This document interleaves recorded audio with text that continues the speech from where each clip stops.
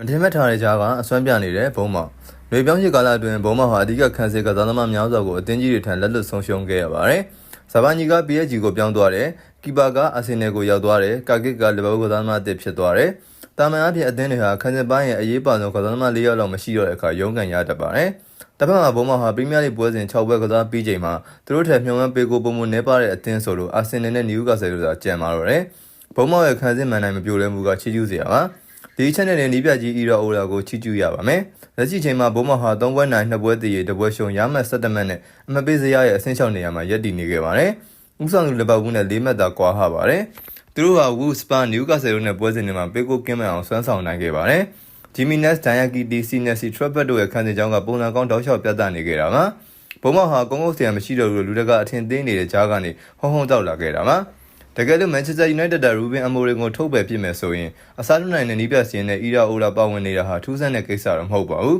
။အားလုံးပဲရှင်နဲ့ချက်မြတ်သောနေ့ရက်တွေကိုပိုင်ဆိုင်နိုင်ပါစေလို့ကျွန်တော် Sport Moment ပေးမှာဆုမွန်ကောင်းတောင်းပေးလိုက်ပါတယ်ခင်ဗျာ။အားလုံးကိုကျေးဇူးတင်ပါတယ်ခင်ဗျာ။